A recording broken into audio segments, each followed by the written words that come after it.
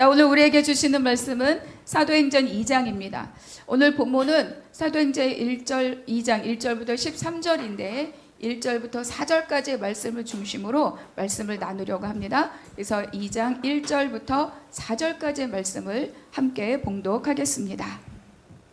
오순절 날이 이미 이름에 그들이 다 같이 한 곳에 모였더니 후련히 하늘로부터 급하고 강한 바람 같은 소리가 있어 그들이 앉은 온 집에 가득하며 마치 불의 혀처럼 갈라지는 것들이 그들에게 보여 각 사람 위에 하나씩 임하여 있더니 그들이 다 성령의 충만함을 받고 성령이 말하게 하심을 따라 다른 언어들로 말하기를 시작하니라.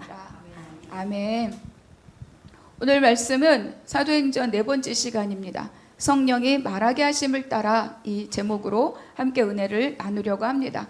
우리가 지난 본문에서는 기도의 자리에 함께 있었던 제자들의 모습을 보았습니다. 그들은 하나님 예수님이 승천하시면서 기다리라 말씀하신 그 약속하신 것을 기다리고 약속을 붙들고 한 마음으로 기도했습니다. 그때 이렇게 말씀하셨죠. 더불어 마음을 같이하여 오로지 기도에 힘쓰더라. 그래서 더불어 마음을 같이하여 오로지 기도에 힘쓰더라. 자기의 마음과 생각과 자기의 육신을 꽁꽁 붙들어 매듯이 그렇게 함께 기도했다. 이렇게 말씀을 나누었습니다. 이 시간은 하나님의 시간에 맞춰서 기다리는 믿음의 훈련의 시간이었습니다. 그래서 오늘의 본문은 뭐냐? 그 기다림의 기도에 대한 하나님의 응답, 곧 성령 강림 사건이 오늘 본문으로 이어집니다. 그래서 오늘은 그 말씀의 시작에 서서 하나님이 기도하는 공동체에 어떻게 임하시는가, 그것을 우리가 함께 나누고자 합니다. 주님의 영이시다, 성령이시다, 보혜사이시다. 이 성령을 말하는 성경의 별명은 굉장히 다양해요.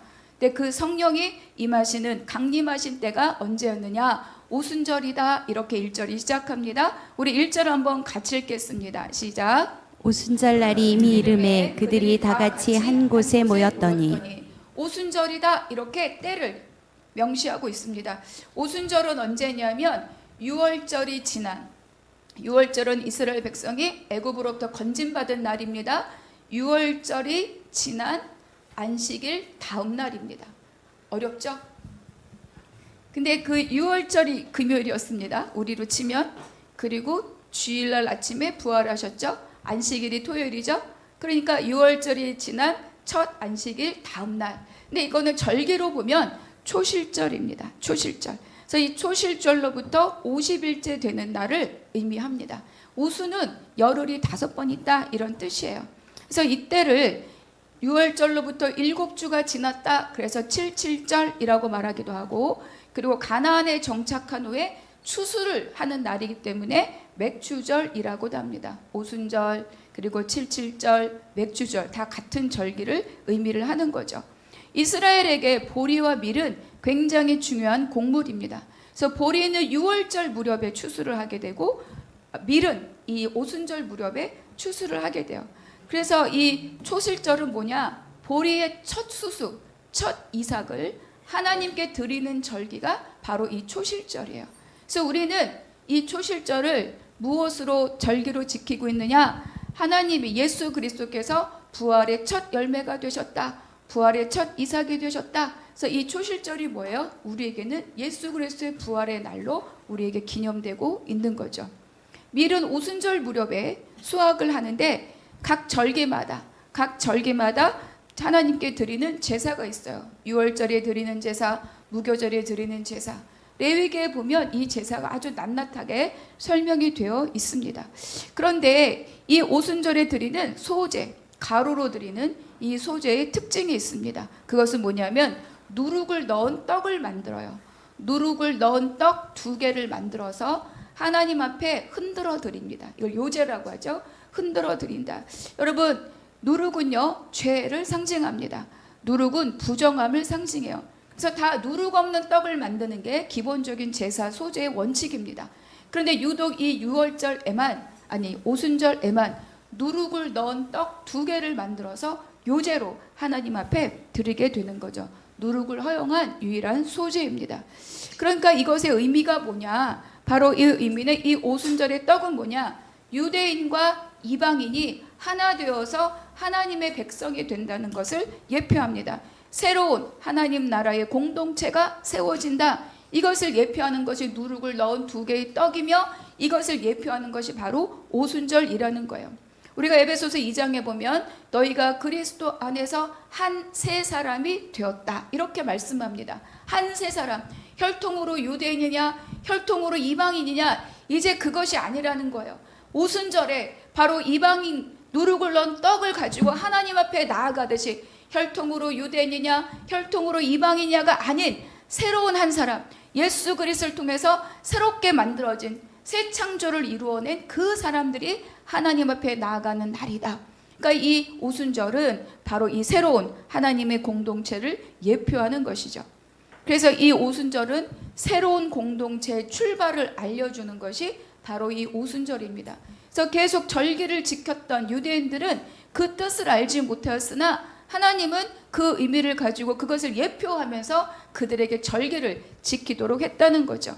그래서 여기서 또 살펴볼 단어가 날이 이름에라는 단어입니다. 이것은 꽉 찼다, 가득 채웠다, 부족함이 없이 다 찼다 이런 뜻입니다.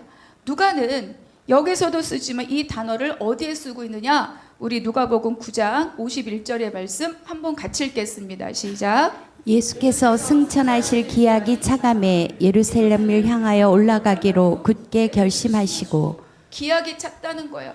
너무 신기하게 누가는 그가 잡히실 날이 가까이 왔다라고 말하지 않고 승천하실 기약이 차갔다 이렇게 말합니다. 결국 예수 그리스도 이 땅에 오심은 십자가로 끝나는 것이 아니라 부활하시고 승천하신 하나님의 섭리와 경륜이 이미 있었다는 거예요. 그런데 그 날이 가까이 왔다, 가득 찼다, 배가 물에 가득 찼다라고 할 때도 같은 단어를 써요. 여러분 여기에 컵에 물이 가득 차면 어떤 일이 벌어집니까? 넘치는 일이에요. 그리고 더 이상 여기에 무얼 할 필요가 없어요. 가득 찼기 때문에 더 부을 필요가 없다는 거죠. 완전한 하나님의 때가 이르렀다 이런 뜻입니다. 그러니까 오순절날 이 지금 앞으로 2절 3절 함께 나눌 이 말씀이 이루어졌다는 것은 어쩌다가 그때가 맞았다가 아니라 하나님의 구속사 안에서 하나님의 계획 안에서 철저하게 경륜을 따라서 이미 예표된 그때가 오늘 이때 예수님의 승천 이후에 이루어지리라는 하나님의 놀라운 계획과 섭리 가운데 있었다는 거예요. 그래서 예수님의 때를 정확하게 알지는 못하지나 그러나 너희는 기다리라, 몇 날이 못 되어 이 일이 이루어지리라 이렇게 제자들에게 말씀하신 거죠. 그리고 그 한 절에서 또 하나 같이 보고 싶은 말씀이 그들이 다 같이 한 곳에 모였더니입니다. 이곳은 우리가 1장에 비유해서 보면 다락방이라고 알고 있죠. 사실은 3대 절기 중에 하나가 오순절이기 때문에 디아스포라 수많은 사람들이 막 예루살렘에서 벅적벅적 모입니다. 그러니까 우리가 8절 9절까지 여기서 왔다 저기서 왔다 이야기하잖아요. 그때 요세푸스라고는 역사학자에 따르면 그때 예루살렘에 모이는 인원이 200만에 가까웠다고 합니다. 사실인지 알 수 없어요. 어마어마한 숫자잖아요. 그런데 여기 다 같이라는 것은 그들은 상관이 없다는 거예요. 누구입니까? 약속을 붙들고 기도하며 기다리고 있는 이 다락방에 모여있는 그들이라는 거예요. 근데 다 같이라는 뜻은 한 마음을 품고라는 뜻을 갖고 있어요. 그래서 이곳에 어떤 곳이냐, 처음 모여있던 사람들도 오로지 마음을 같이하여 모이기 시작했습니다. 근데 그들이 하루가 가고 이틀이 가고 3일이 갈 때 흐트러지지 않았다는 거예요. 여전히 한 마음으로 한 마음을 품고 약속하신 그 자리에서 다 함께 남아서 여전히 기도하고 있었다 이렇게 말씀은 전해주고 있는 거죠.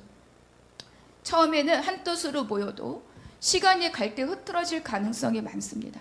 그래서 처음 시작보다 뭐예요? 지키는 것이 어렵다고 말하죠. 처음엔 한 뜻으로 모이지만 시간이 가면서 우리가 모두가 다 함께 흡족할 만한 결과가 없을 때 마음이 깨질 수도 있고 흩어질 수도 있죠. 여기서는 뭐라고 말씀합니까? 오로지 마음을 같이하여 시작하여서 그들이 언제일지 모르는 그때를 기다리며 다 같이 한 마음을 품고 여전히 기다리고 있었다 이렇게 말씀하고 있습니다. 중요한 것은 몸이 모여 있는 것보다 더 중요한 것이 뭐죠? 마음이 함께 있는 것입니다. 여러분 20년 30년 부부로 살아도요 마음이 갈라진 가정은 냉랭합니다. 그러니까 중요한 것은 뭐예요? 그 마음이 하나 되는 거죠. 그래서 여기서는 다 같이라고 강조하고 있어요. 다 같이 한 곳에 모여 처음에 있었던 사람들, 처음에 있었던 마음, 처음에 있었던 장소, 그 자리를 이들이 여전히 지키고 있었다. 이 자리에 하나님의 성령이 임하셨다. 이렇게 말씀이 시작하고 있습니다. 2절과 3절을 우리가 한번 같이 읽어보겠습니다. 시작. 호련히 하늘로부터 급하고 강한 바람 같은 소리가 있어 그들이 앉은 온 집에 가득하며 마치 불의 혀처럼 갈라지는 것들이 그들에게 보여 각 사람 위에 하나씩 임하여 있더니. 그러니까 예수님이 승천하시면서 부활하시고 40일 동안 제자들과 함께 있었잖아요. 그러니까 그 승천하시면서 기다리라 이렇게 말씀하고 가신 거예요. 그리고 성령 강림은 오순절이에요. 그렇죠? 초실절로부터 오순절, 부활하신 날로부터 50일이에요. 40일 동안 함께 계셨기 때문에 예수님 승천하시고 며칠이 지났다, 10여일의 시간이 지났다는 것을 알 수 있습니다. 그래서 이 10여일의 시간은 하나님이 때에 나타난 하나님의 일이라고 우리에게 말씀해 주고 있습니다. 우리가 먼저 19장 1절, 출애굽기 19장 1절의 말씀 같이 읽겠습니다. 시작. 이스라엘 자손이 애굽 땅을 떠난 지 3개월이 되던 날 그들이 시내 광야에 이르니라.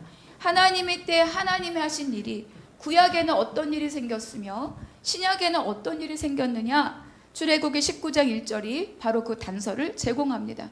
애굽에서 종살이하고 있던 이스라엘 백성을 하나님이 끌어내시죠. 이끌어내셔서 그들의 애굽을 떠난 지 셋째 달에 바로 시내산에 도착하였습니다.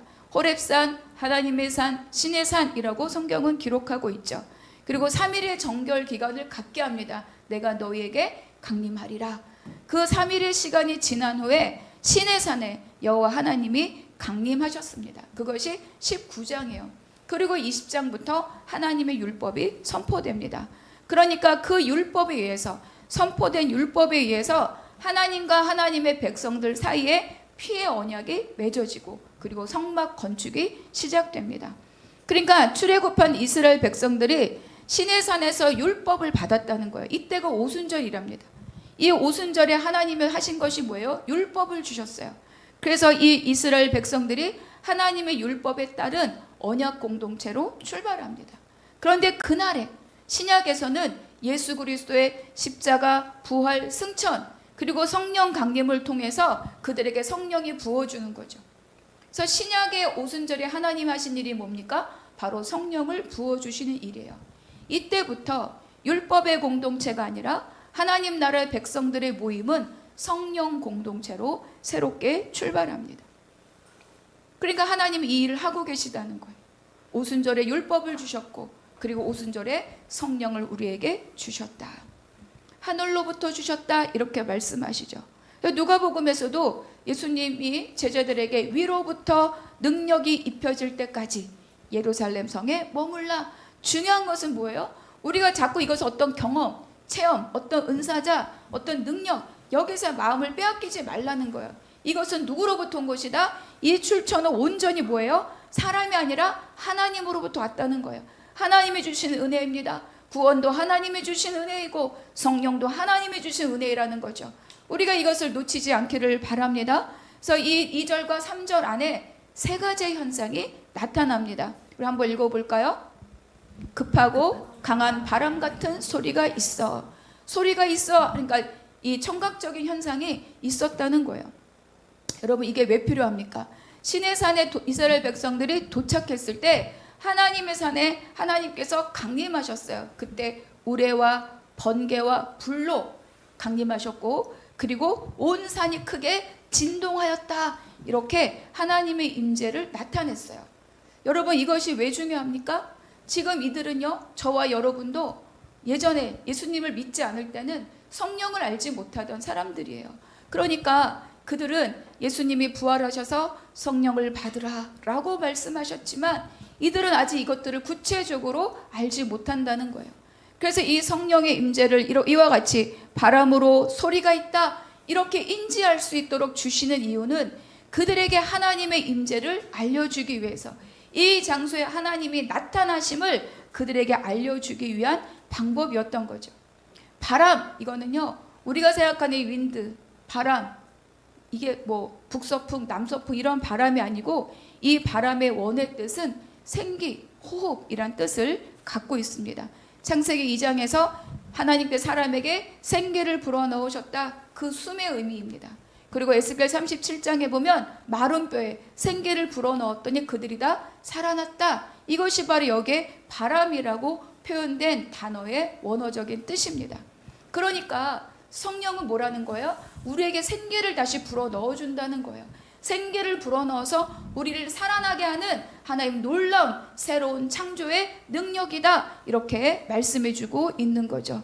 그래서 이 사건은 우리에게 뭘 말하느냐? 소리가 있었어? 어떤 소리를 들었어? 이런 것에 우리가 빠지면 안 돼요. 그것은 그 당시에 그들에게 향한 하나님의 역사하신 방법이죠. 중요한 것은 성령이 무엇이냐? 우리에게 생기를 부어주고 하나님의 역사하심과 살아계신 우리로 알게 해주는 놀라운 하나님 우리에게 베풀어 주신 은혜다. 이것을 우리가 기억할 수 있기를 바랍니다. 그래서 우리는 알게 되는 거예요. 아, 여러분 우리가 그런 경험들 있으실 거예요. 마음이 어렵고 낙심되지만 우리가 하나님 앞에 탄식하며 기도할 때, 때로는 눈물로 기도할 때, 때로는 할 수 있는 말도 없어서 엎드리면 있을 때, 그때 하나님 우리에게 주시는 은혜가 있어요. 그것을 인해서 우리 마음이 강건해지고 담대함이 생기고 하나님 나와 함께 하시다. 그 은혜를 우리가 누릴 수 있는 거죠. 바로 이것은 그 제자들에게 그 살아나는 생기의 힘을 하나님께서 부어주신 은혜라는 것을 기억할 수 있기를 바랍니다. 그래서 정말로 심령을 새롭게 하고 또 이제 하나님이 급하고 강한 바람처럼 사람이 하는 일이 아니라 하나님의 주권적인 역사이다. 이것을 우리에게 말씀해 주고 있습니다. 두 번째 단락 구절 한번 같이 읽겠습니다. 시작. 마치 불의 혀처럼 갈라지는 것들이 그들에게 보여 각 사람 위에 하나씩 임하여 있더니. 그러니까 보여지는 것이 있었다는 거예요. 여기서 불도 역시 하나님의 임재를 상징합니다. 우리가 출애굽기 19절에서 불로 임하고 불로 지진으로 도망가 있던 엘리야를 찾아온 그 진동도 불로 바람으로 세미한 음성으로 이렇게 하나님의 임재를 나타내고 있습니다. 그런데 여기서 갈라지는 것이라고 나오죠. 마치 불의 혀처럼 갈라지는 것. 이 갈라진다는 것은 뭘 말하냐? 나누어 준다, 분배하다의 뜻을 갖고 있어요. 그래서 이것을 세번역에서는 혀들이 갈래갈래 갈라지면서 이렇게 표현하고 있어요. 그러니까 뭔가 커다란 힘이 우리에게 임하였는데 그것이 다 하나씩 갈라져서 각 사람에게 임하더라. 이런 의미로 해석이 됩니다. 그러니까 하늘로부터는 이 은혜가 공동체를 가득 채움과 동시에 마치 떡을 하나씩 떼어주듯이 각 사람에게 다 나누어 주셨다. 이렇게 말씀하고 있는 거죠. 그러니까 하나님의 은혜와 성령의 임재는 집단적이면서도 어때요? 개인적입니다. 어떤 사람은 그걸 대단하게 엄청난 현상으로 경험하기도 하고 어떤 사람은 조용히 경험하기도 하고 어떤 사람은 느껴지기도 하고 느낌이 없지만 무언가 새로운 것들이 있음을 깨달아 알게도 되는 거죠. 여기에 보니까 혀라고 말해요. 불의 혀처럼, 불의 혀처럼. 이 혀라는 단어는 언어라는 단어와 동의어입니다. 우리가 성경을 볼 때 방언이라고 말하죠. 우리가 4절에 보니까 다른 언어. 혀와 방언, 혀와 다른 언어는 같은 단어예요. 그러면 하나님이 다른 방언을 주신 이유가 무엇입니까? 복음을 전하라고 다른 언어를 주셨죠. 따라서 여기서 말하는 이것은 뭐냐? 우리가 성령을 경험하고 성령이 부어진다는 것은 우리 마음에 이런 언어를 하느냐 저런 언어를 하느냐가 아니라 복음을 전할 수 있는 담대함과 능력과 관계 있는 하나님의 일하심이라는 것을 기억할 수 있기를 바랍니다. 그래서 성령의 충만, 성령을 받는다는 것은 어떤 은사, 갑자기 감정이 막 이렇게 돼서 격정적인 감정의 경험, 그것을 초월하는 것이다. 근데 우리는 그걸 자꾸 그렇게 작은 어떤 현상과 또 나에게 느껴지는 것에 우리가 집착할 때 하나님이 성령을 우리에게 주신 그 이유와 목적을 상실하고 눈에 보이는 현상에 마음을 빼앗길 수가 있다는 거예요. 오늘 우리에게 그런 마음이 있다면 물론 하나님이 그런 은혜와 은사도 주십니다. 근데 저 중요한 것은 그거를 왜 주셨는가? 그 목적에서 이탈되지 않기를 바랍니다. 그 마지막 세 번째 현상이 있어요. 함께 읽어보겠습니다. 시작. 성령이 말하게 하심을 따라 다른 언어들로 말하기를 시작하니라. 언어적인 현상이 있었다는 거죠. 그러니까 사도행전 2장에 나타난 이 다른 언어는 고린도전서 12장 13절에 나오는 은사로서의 방언과는 다른 단어입니다. 그러니까 뭐냐? 지금 우리가 기도할 때 나오는 쓰는 방언과는 다른 의미예요. 고린도 13장에서의 방언은 천사의 말이라고 해요. 그래서 그것은 통역에 필요하다 이렇게 말씀하지만 사도행전 2장에서 경험된 방언은 완전하게 사람들이 직접적으로 알아들을 수 있는 통역에 필요 없는 사람에게 익숙한 언어라고 말씀하고 있는 거죠. 근데 이 오순절에 이 사건이 무엇을 말하느냐? 이것은 하나님이 다 깨뜨리고 흐트러버린 바로 바벨탑 사건을 완전하게 회복시키는 그 은혜라는 것을 우리에게 말씀해 주고 있습니다. 창세기 11장의 4절의 말씀을 먼저 읽어볼게요. 시작. 또 말하되 자 성읍과 탑을 건설하여 그 탑 꼭대기를 하늘에 닿게 하여 우리 이름을 내고 온 지면에 흩어짐을 면하자 하였더니. 그러니까 이 사람들의 반역이 다 계속 처음에 선악과를 먹는 반역이 있었고 그리고 나서 어때요? 사람의 아들들과 사람의 딸들이 결혼하면서 악이 번성하는 반역이 있었어요. 그래서 홍수 심판을 받습니다. 그리고 나서 또 하늘까지 탑을 세워서 우리가 흩어짐을 면하자 하나님을 향한 인간의 또 다른 반역이 있었다는 거예요. 하나님 이걸 보시고 어떻게 하셨느냐? 9절의 말씀 또 읽겠습니다. 시작. 그러므로 그 이름을 바벨이라 하니 이는 여호와께서 거기서 온 땅의 언어를 온잡하게 하셨음이니라. 여호와께서 거기서 그들을 온 지면에 흩으셨더라.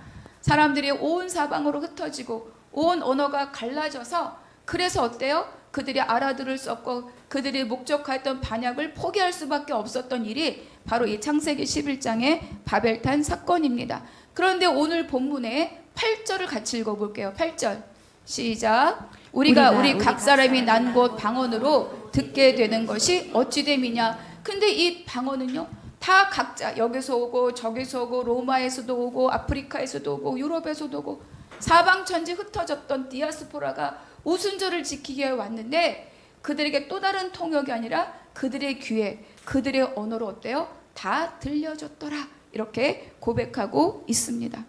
그렇죠. 그러니까 하나님께서 이 은혜를 여기 이 모인 자들에게 베푸신 것은 뭐냐? 하나님이 흩어졌던 모든 것을 다시 회복하게 하심, 다시 연합하게 하심, 다시 하나로 모이게 하심, 그것에 목적이 있구나. 이것을 우리가 깨달아 알아야 합니다. 그리고 이어서 이렇게 말씀합니다. 한번 같이 읽어볼게요. 시작. 성령이 말하게 하심을 따라입니다. 성령이 말하게 하심을 따라. 그러니까 성령을 강림해 주신, 성령을 우리에게 주신 그 목적은 신비한 경험이 목적이 아니라는 거예요. 하나님의 말씀을 선포하게 하는 것. 그것이 바로 이 성령 강림의 이유이고 목적이다. 우리에게 이렇게 말씀해 줍니다. 따라서 제자들은 성령을 받고 그들의 말을 한 것이 아니라 우리가 불을 보았어, 소리를 들었어, 우리가 이렇게 됐어 라고 말하는 것이 아니라 그들은 하나님의 큰 일을 말하기 시작하였다. 우리 11절 같이 읽어보겠습니다. 시작. 그레데인과 아라비아인들이라 우리가 다 우리의 각 언어로 하나님의 큰 일을 말함을 듣는도다 그렇죠. 하고. 하나님의 큰 일을 말하게 함을 듣는도다. 하나님의 큰 일을 말하게 함을 듣는도다. 그러니까 이 하나님의 큰 일이 뭐냐? 이 일은 다음 주 말씀에서 함께 더 나누려고 하는데 예수가 그리스도이시다. 예수가 주시다. 예수가 그리스도이시다. 이것을 선언하는 것이 하나님의 큰 일이라는 거예요. 그러니까 하나님께서 우리에게 성령을 주신 이유는 뭐냐? 하나님의 큰 일을 말하라.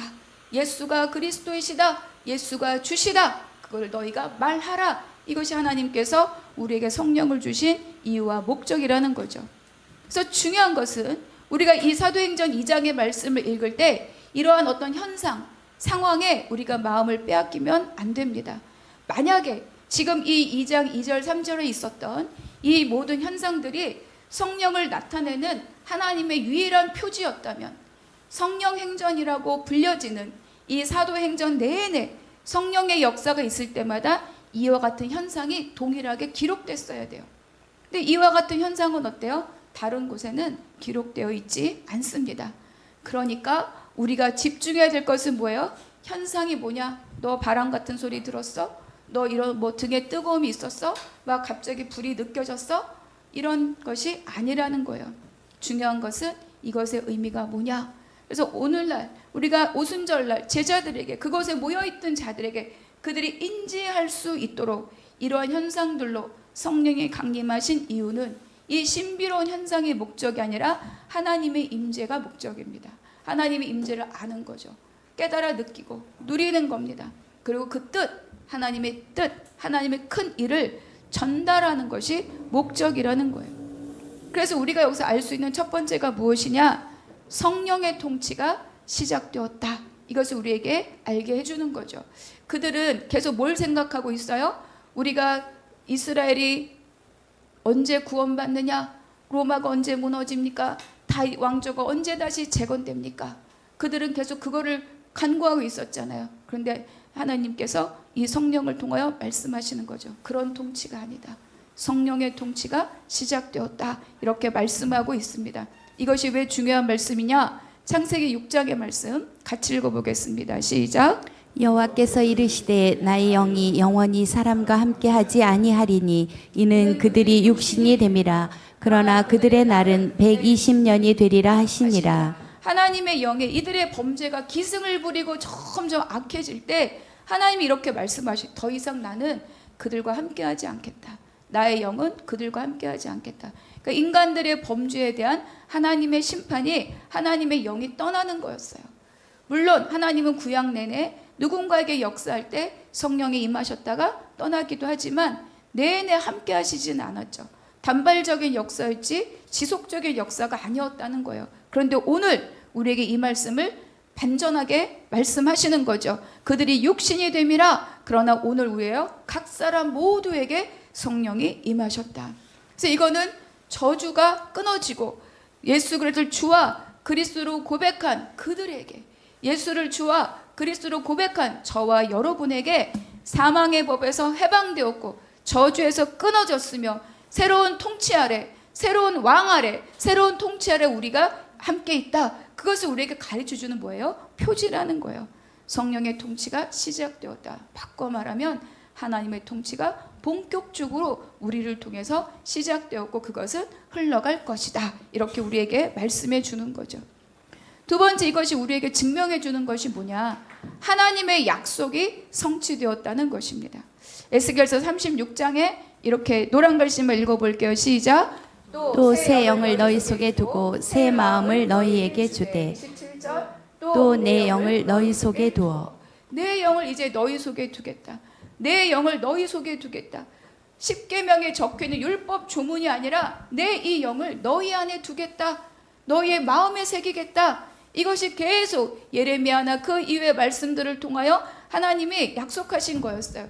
그것이 성취되었다. 이것을 우리에게 보여주는 말씀입니다. 놀라운 게 있어요. 여러분, 성막이 완성되었잖아요. 그래서 여호와의 전에 그 성막에 여호와의 영광이 가득하였다. 하나님의 임재가 거기에 가득하였어요. 근데 그 뒤에 뭐라고 나와요? 모세는 그 안에 들어가지 못했다고 나옵니다. 차마 여호와의 영광의 임재가 너무 그 영광에 웅대해서 들어갈 수가 없었어요. 솔로몬이 성전을 짓고도 그가 기도를 마쳤을 때 여호와의 영광이 가득하였다. 제사장들이 들어갈 수 없었다. 이렇게 말합니다. 하나님의 임재, 하나님의 영광은 인간이 범접할 수 없는 영역이었다는 거예요. 그런데 오늘 우리에게 뭐라고 말씀하십니까? 내가 너희와 함께 있다. 그래서 에스겔서에서 예레미야에서 우리에게 약속하신 그 일이 오늘 이루어졌다. 그것을 우리에게 말씀해 주고 있습니다. 요한복음 14장 17절의 말씀, 우리 한 목소리로 함께 읽겠습니다. 시작. 그는 진리의 영이라. 세상은 능히 그를 받지 못하나니 이는 그를 보지도 못하고 알지도 못함이라. 그러나 너희는 그를 아나니 그는 너희와 함께 거하시며 또 너희 속에 계시겠음이라. 계속 말씀하시죠. 누가복음에서 우리 또 1월에 말씀 나눈 또 말씀 안에서 내 안에 거하라. 나도 너희 안에 거하리라. 요한복음 14장에서 말씀한 그는 진리의 영이라. 진리의 영이라. 그런데 세상 사람은 못 받는데요. 우리에게만 주신대요. 예수를 믿지 않고 예수를 주로 고백하지 않는 자들은요, 뭔가 대단한 진리를 원하지만 그들은 알 수 없다는 거죠. 그는 진리의 영이라, 모든 것을 밝히 가르쳐주는 영이라, 모든 것을 볼 수 있게 하는 눈이라. 그런데 못함이라 그들은. 그러나 너희는 그를 안다. 그래서 너희는 너희와 함께 거하시며 또 너희 속에 거하시겠음이라. 이 사건은요, 우리에게 분명하게 말씀해 주는 거야. 그것은 성령은 위로부터 주어진 하나님의 은혜이다. 그것은 또한 약속의 성취고 이제 우리가 하나님의 통치 아래 있다는 것을 우리에게 가르쳐 주는 거죠. 그래서 이것은 새로운 공동체가 시작되었다.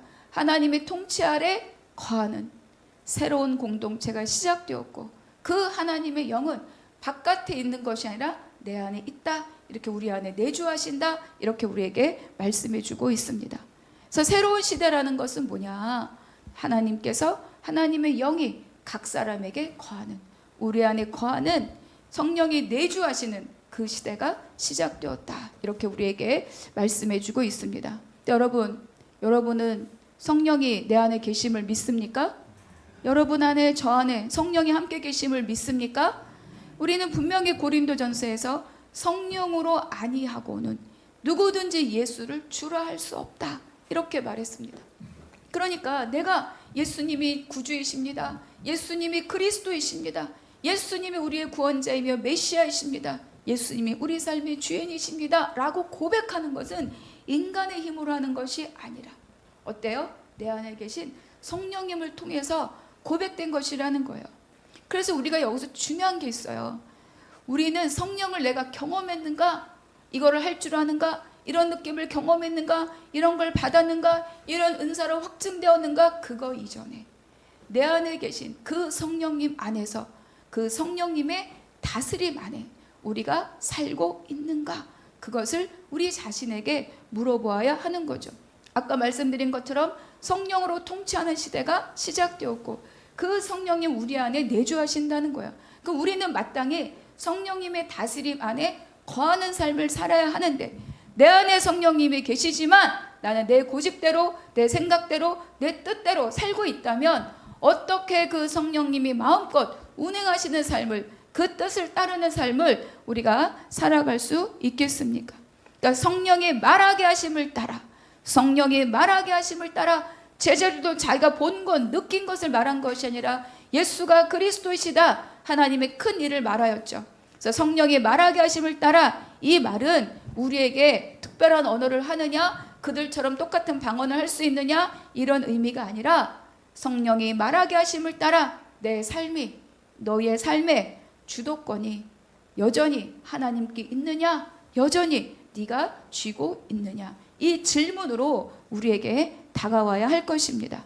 내 감정이나 내 생각이나 내 경험이 아니라, 내 생각이 그렇다 할지라도, 내 감정이 그렇다 할지라도 그것이 이끌리는 것이 아니라 하나님의 성령의 인도하심을 따라 말하고 선택하고 살아가고 있는가? 이것이 오늘 우리 모두에게 주시는 질문인 줄로 믿습니다. 여러분, 광야를 지나던 백성들의 말은 어떤 말이었느냐? 원불교의 말이었어요. 원불교의 말. 그렇죠. 원망과 불평의 말이었고, 그래서 이 말은 하나님의 구속사를 거절하는 교만의 말이었습니다. 분명히 하나님이 동행하시는, 불기둥과 구름 기둥으로 하나님의 동행하심의 표지가 있었음에도 불구하고 그들은 노동도 할 수 없고 씨도 뿌릴 수 없고 아무것도 경작할 수 없는 땅을 가면서 날마다 위로부터, 날마다 하늘로부터 양식이 비같이 내리는 것을 먹고 살면서도, 그렇죠? 그들은 늘 하나님을 거역하였고 조금만 불편함이 있어도 불평하고 원망했던 거죠. 그러나 요단을 건넌 사람들은 어떻습니까? 여전히 그들은 어마어마한 여리고성, 그 태산 같은 장애를 만나지만 그들은 합심과 침묵과 순종과 선포로 하나님의 말씀에 따르는 자들이 되었던 거죠. 그것으로 인해서 그 땅을 정복하고 차지합니다. 그러니까 성령이 말하게 하심을 따라 라는 말은 내가 육신의 소욕을 따라 살지 않고 성령의 다스림 아래 거하는 삶을 살고 있느냐, 그 삶을 살아가라는 주님의 요청인 줄로 믿습니다. 성령이 뭐냐라고 말하면 요한복음에서 성령은 뭐예요? 살리는 것이 영이다. 살리는 것이 영이다. 이렇게 말씀하셔요.